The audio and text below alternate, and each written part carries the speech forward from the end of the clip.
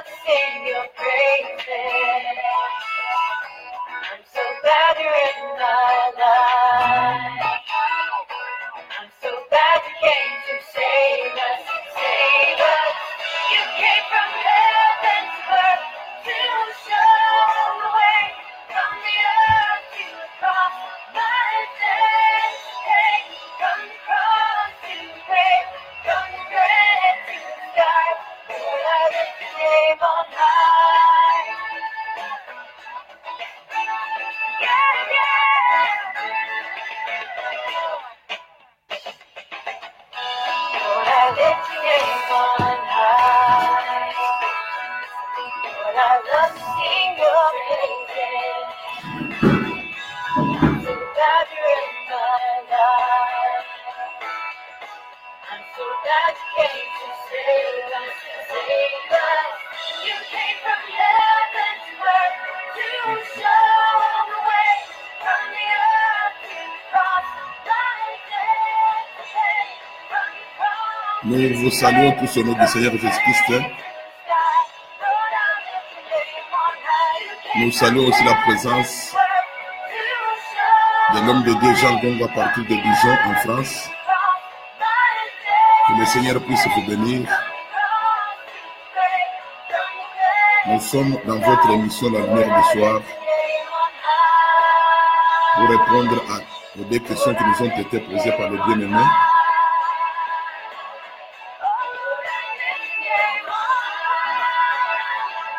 Que le Seigneur vous soit agréable. Nous nous excusons pour le retard avec lequel nous commençons cette émission. Une fois de plus, que la bénédiction du Seigneur soit sur tout un chacun de vous. C'est de la part de votre bien-aimé pasteur Jojo Senga. Nous sommes ici à Kentucky, aux États-Unis d'Amérique. Et il est 12h08 ici chez nous. Et 18h08 pour ceux qui sont à Paris, en France. Nous allons, dans cette émission, répondre aux deux questions qui nous ont été posées par deux bien-aimés. La première question, c'est par rapport au livre de Corinthiens au chapitre 11, où l'apôtre Paul enseigne que quand une femme prie, elle doit se couvrir la tête. Et la deuxième question, c'est par rapport à la lettre de divorce,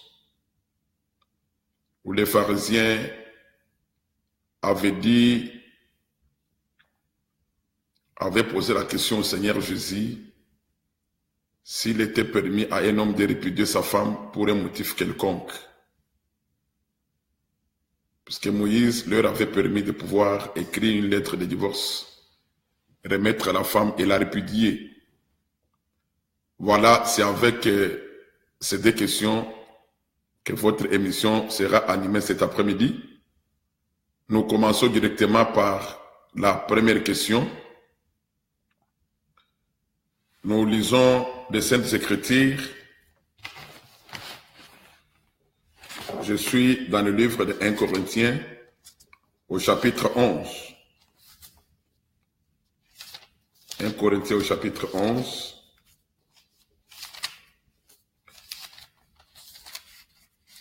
Je vais lire à partir du verset 4.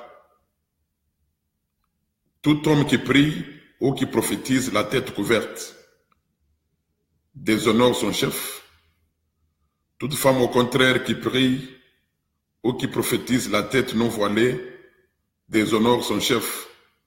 C'est comme si elle était rasée, car si une femme n'est pas voilée, qu'elle se coupe aussi les cheveux. Or, si il est honteux pour une femme d'avoir les cheveux coupés ou d'être rasée, qu'elle se voile.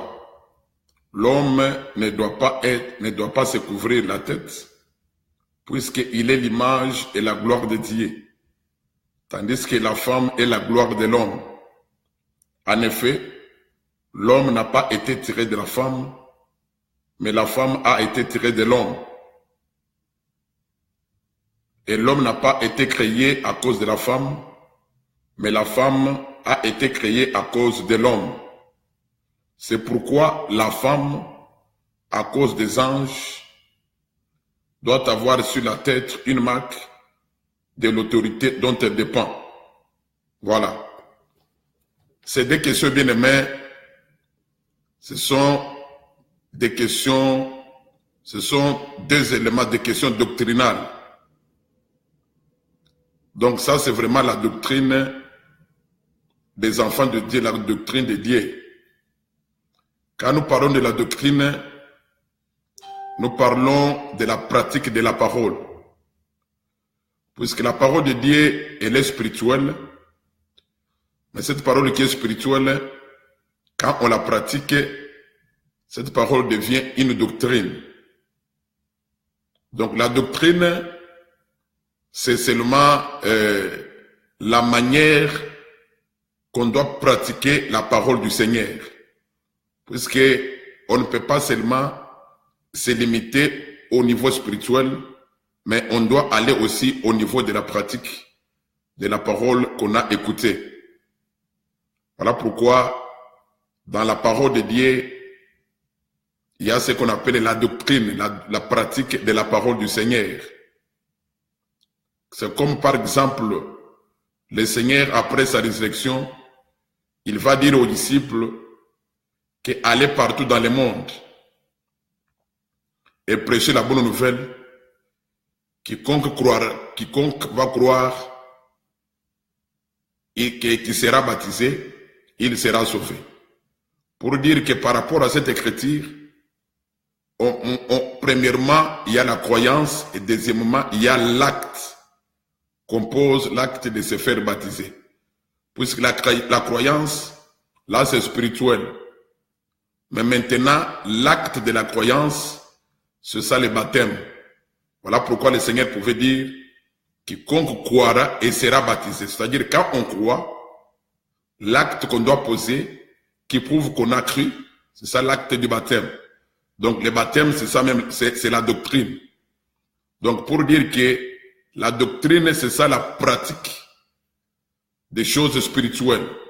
La parole de Dieu, la parole de Dieu est spirituelle, mais quand on parle de la doctrine, c'est toute une culture, un moyen par lequel on pratique ce qui est spirituel. On rend ce qui est spirituel visible, voilà. Donc la doctrine, vous savez, dans ce monde ici, chaque peuple a sa culture, chaque peuple a sa manière de vivre. Et aussi, quand Dieu marchait avec Israël, Israël avait sa manière de vivre qui était différente d'autres nations. Et on reconnaissait Israël par cette manière de vivre. Je peux donner un exemple. En Israël, tous les enfants mâles devaient être circoncis le 8e jour. Tandis que chez les nations, on ne circoncisait pas les enfants mâles. Donc ce qui faisait la différence entre Israël et d'autres nations à l'époque, c'était la circoncision quant à la chair.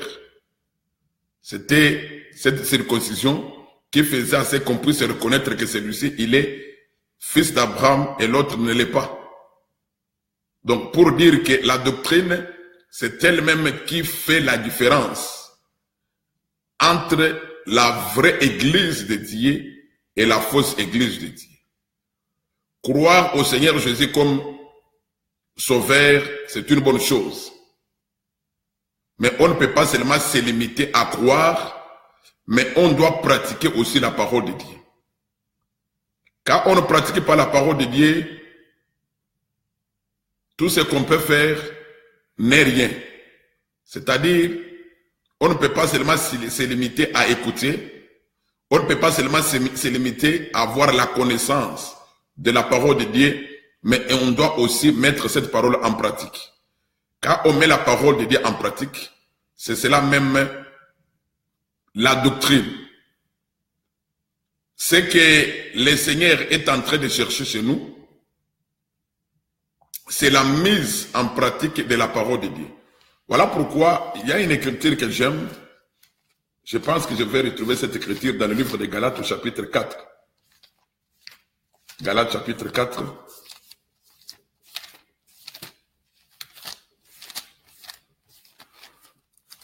Galates chapitre 4, je pense. Voilà. Galates chapitre 4, je suis au verset 19. Mes enfants, pour qui j'éprouve de nouveau les douleurs de l'enfantement, jusqu'à ce que Christ soit formé en vous. Voilà. Par rapport à cette écriture ici, les frères Paul, l'apôtre Paul, quand il écrit à l'église qui était en Galatie, il va dire que j'éprouve pour vous les douleurs de l'enfantement jusqu'à ce que Christ soit formé en vous. Donc le souci de notre bien-aimé Paul était de voir Christ formé dans le peuple à qui il prêchait la parole de Dieu. Et ce souci-là, c'est un souci qui doit animer tout homme de Dieu. De voir Christ formé. Quand on dit que Christ formé, c'est-à-dire de voir les gens pratiquer réellement la parole de Dieu. Vous savez, aujourd'hui, les gens préfèrent avoir une église où il y a 1000 personnes qui ne respectent pas la parole, qui ne pratiquent pas la parole. Au lieu d'avoir une église, même de 2 personnes, mais qui pratiquent la parole. Ce qui est important, ce qui sauve, c'est la doctrine. C'est la doctrine qui fait la différence entre les véritables chrétiens et les faux chrétiens. Un vrai chrétien, c'est celui qui pratique la parole de Dieu. Voilà pourquoi même les apôtres, après que le Seigneur, après l'ascension du Seigneur, l'Écriture dit que quand ils étaient dans la ville qu'on appelle Antioche, quand le peuple d'Antioche avait vu la manière de vivre des apôtres, ils ont vu réellement Christ en eux. Voilà pourquoi il les avait appelés des chrétiens. Pourquoi? Puisqu'ils voyaient en eux les œuvres de Christ. Pour dire que aujourd'hui, on ne peut pas seulement se faire appeler chrétien, ou soit se faire appeler pasteur, ou soit se faire appeler docteur ou qui que ce soit. Mais ce qui est important est que le monde qui vous entoure, les gens qui vous entourent, puissent réellement voir Christ en vous. C'est ça qui est important. Quand on voit Christ en vous, réellement vous êtes enfant de Dieu. C'est ça ce que Dieu est en train de rechercher en nous. D'ailleurs, quand vous lisez Matthieu chapitre 21, écoutez ce que le Seigneur dit. Je suis en train de parler de la doctrine puisque les 2 questions, ce sont des questions doctrinales. Matthieu chapitre 21. Matthieu chapitre 21 dit ceci. Je suis au verset 43. L'Écriture va dire ceci. C'est pourquoi je vous l'ai dit, le royaume de Dieu vous sera enlevé et sera donné à une nation qui en rendra les fruits. Voilà. Donc, par rapport à cette écriture ici, ça c'est le Seigneur qui s'adressait à Israël. Il va dire à Israël qu'on va vous enlever les royaumes pour les donner à une autre nation qui va en rendre les fruits. Pour dire que Israël, bien que Israël avait les royaumes, c'est-à-dire Israël avait la loi de Dieu, la parole de Dieu, mais Israël n'avait pas produit les fruits de la parole. Voilà pourquoi le Seigneur va dire que le royaume vous sera enlevé et il sera donné à une nation qui va en rendre les fruits. La nation dont le Seigneur parlait ici, il s'agissait de l'Église. Donc pour dire que l'Église doit rendre les fruits de la parole de Dieu. Tout enfant de Dieu doit rendre les fruits de la parole de Dieu, doit produire les fruits de la parole de Dieu. Nous sommes appelés à cela. Nous ne sommes pas appelés seulement à écouter et avoir la connaissance, mais sans produire les fruits de la parole de Dieu. Bien que nous sommes encore dans ce corps a des faiblesses, mais cela ne peut pas empêcher à ce qu'on produise les fruits de la parole de Dieu. Donc la doctrine, c'est ça même la base de l'Église. Quand dans l'Église de Dieu, il n'y a pas la doctrine, quand dans l'Église, il n'y a pas la doctrine, cette Église n'est pas l'Église de Dieu. Si dans l'assemblée, il n'y a pas la doctrine, ça ce n'est pas l'assemblée de Dieu, c'est une assemblée que le livre des Proverbes appelle l'assemblée des morts. Bien qu'on peut prêcher, bien qu'il peut y avoir des miracles, bien que les gens peuvent chanter, mais si la doctrine n'est pas là, si la pratique de la parole de Dieu n'est pas là, tout ce qu'on fait, on le fait en vain. Voilà. Maintenant, pour répondre à la première question, selon la lecture que nous venons de faire, le frère Paul va dire que tout homme qui prie la tête couverte, il déshonore son chef. Il le dit, pourquoi il le dit lui-même, il donne la raison pour laquelle il est en train de dire ça. Donc, quand l'homme prie, il ne peut pas couvrir sa tête selon ce que le bien-aimé Paul a prêché dans le livre de 1 Corinthiens chapitre 11. Il va dire ceci. L'homme ne doit pas se couvrir la tête puisqu'il est l'image de Dieu. Voilà la raison qu'il donne. Il dit puisque l'homme est l'image de Dieu. Tandis que la femme est la gloire de l'homme. L'homme n'a pas été tiré de la femme, mais la femme a été tirée de l'homme.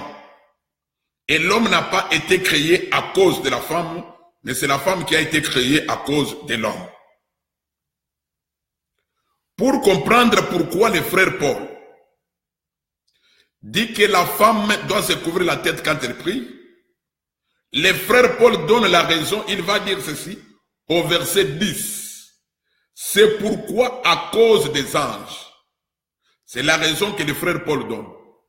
C'est pourquoi à cause des anges, la femme doit avoir sur la tête une marque de l'autorité dont elle dépend. Donc si la femme doit se couvrir la tête, c'est à cause des anges. Mais quand vous remontez au verset 9, c'est là qu'il dit que l'homme n'a pas été créé à cause de la femme, mais la femme a été créée à cause de l'homme.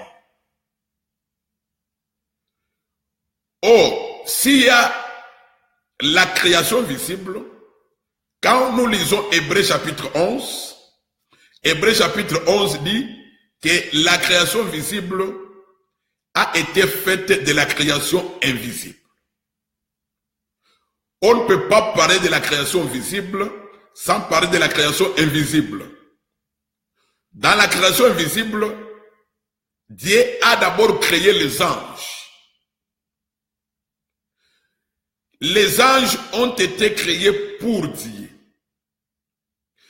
Et Dieu maintenant, quand il est sorti de l'éternité, la Bible dit que quand il est sorti de l'éternité, selon le livre de Jean, au chapitre 1er, lisons un peu ça. Jean chapitre 1er dit ceci.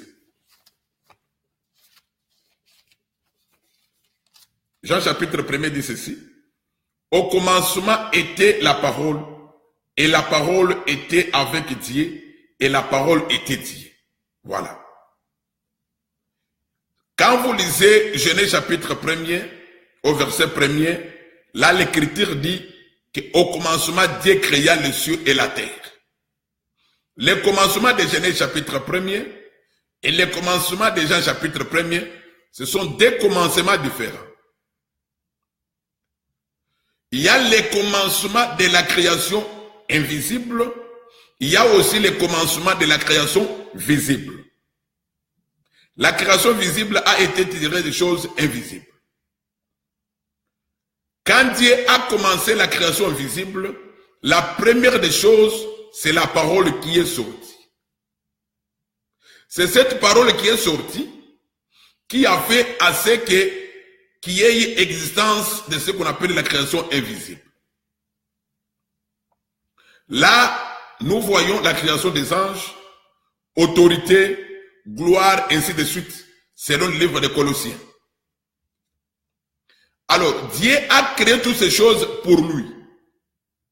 Le même Dieu qui a créé des choses invisibles, pour créer des choses visibles, il commence par un homme qu'on appelle Adam. Quand Dieu crée Adam, pour dire que Adam est l'image, Adam était le reflet des choses invisibles. De même que Dieu avait créé Adam, il a rendu Adam invisible, pour dire que dans la création invisible, il y a eu aussi un homme. Et cet homme-là, c'est le Seigneur Jésus. C'est le livre de Michée, au chapitre 5.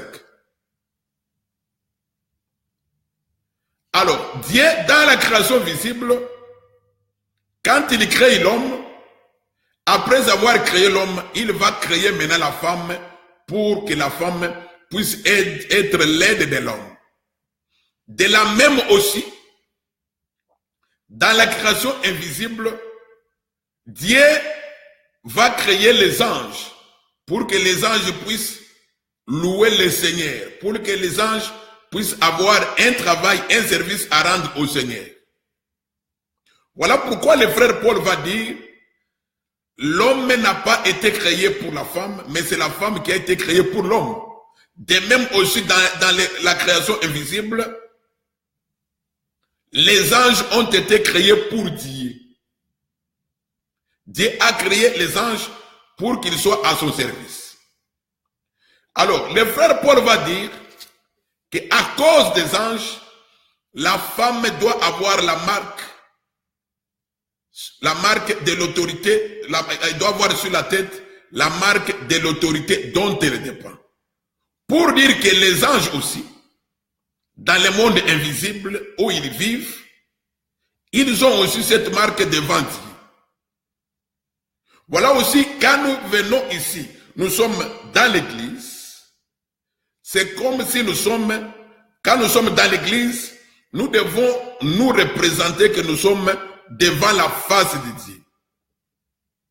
Et comme nous sommes devant la face de Dieu, c'est là où l'Écriture dit que l'homme est l'image de Dieu, mais tandis que la femme est la gloire de l'homme.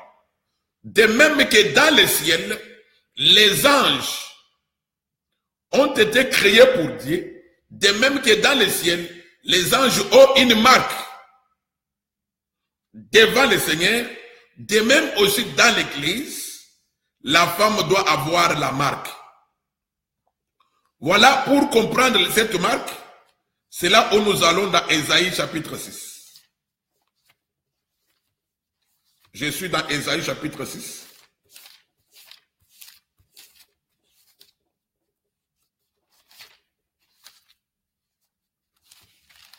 Ésaïe 6 nous dit ceci.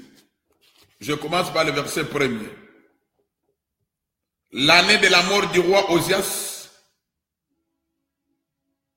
je vis le Seigneur assis sur un trône très élevé, et les pans de sa robe remplissaient le temple. Des séraphins se tenaient au-dessus de lui, ils avaient chacun 6 ailes. 2 dont ils se couvraient la face, 2 dont ils se couvraient les pieds, 2 dont ils se servaient pour voler. Ils criaient l'un à l'autre et disaient, Saint, Saint, Saint est l'Éternel des armées, toute la terre est pleine de sa gloire. Voilà.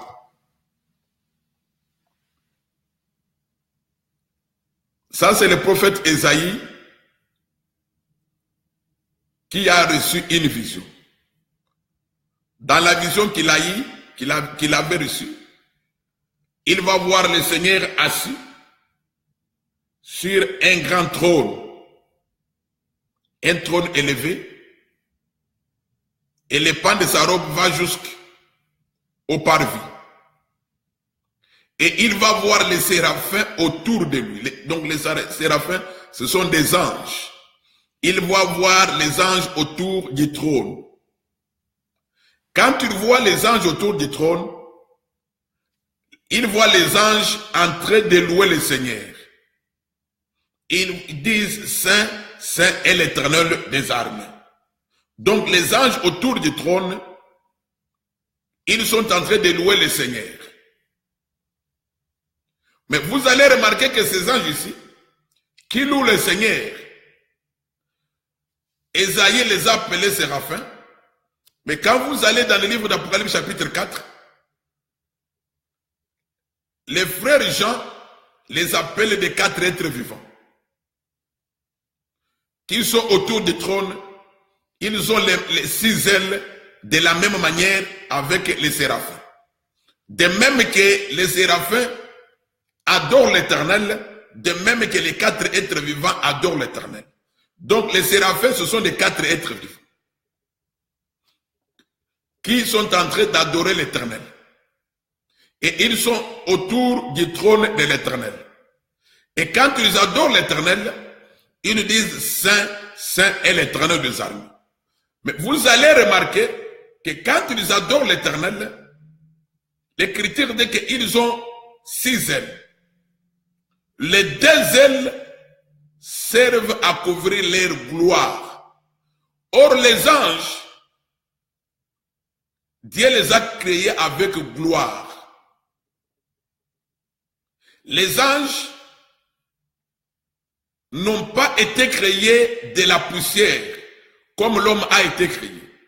Mais les anges, ce sont des êtres célestes, ce sont des êtres qui brillent, ce sont des êtres ayant un éclat céleste. Et cet éclat, c'est ça même leur gloire. Voilà pourquoi, à cause de leur gloire, l'Écriture dit qu'ils ont 6 ailes. 2 ailes servent à couvrir leur face.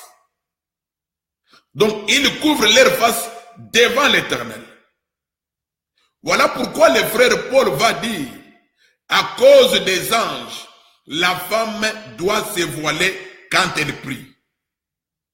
Donc, le frère Paul a pris seulement le modèle du ciel pour amener cela dans l'Église. Donc, pour dire que dans l'Église de Dieu, quand une femme prie, une femme qui connaît Dieu, elle doit se référer à cette écriture. De la même manière que les anges se couvrent la figure, leur visage, de la même manière que la femme aussi, dans l'Église de Dieu, elle doit se voiler devant le Seigneur. Ça, c'est la réponse à la première question. Je pense que le peuple est en train de me suivre et la connexion est bonne.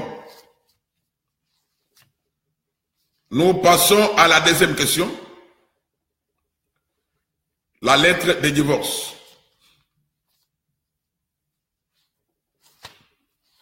La lettre de divorce.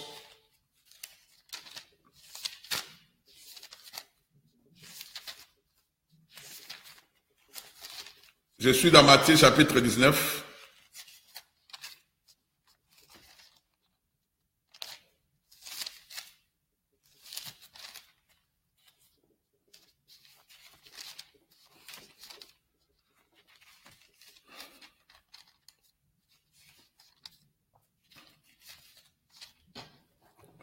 Matthieu 19.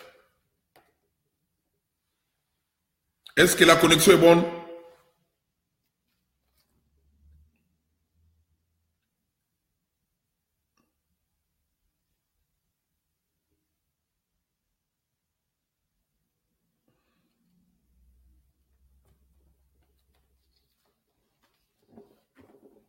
Est-ce que la connexion est bonne, bien-aimé?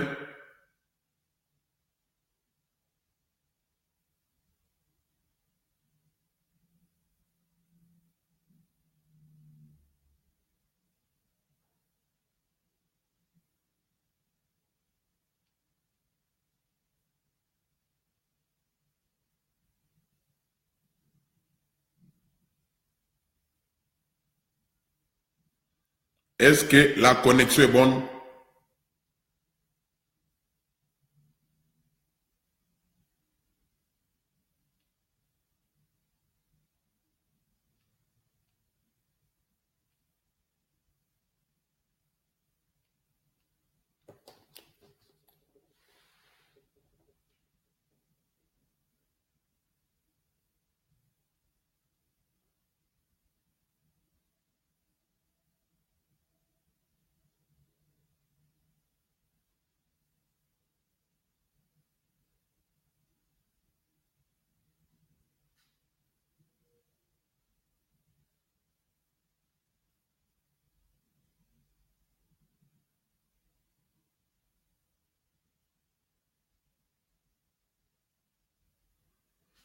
J'ai comme si l'impression qu'il y a un problème de connexion.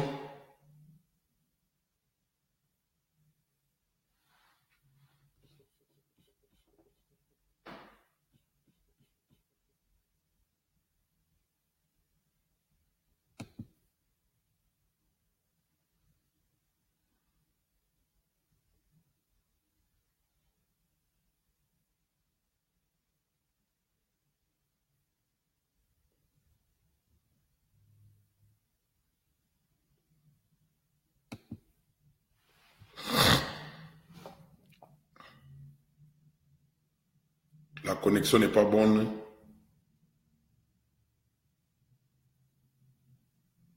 Je suis en train de voir ça même sur l'écran ici.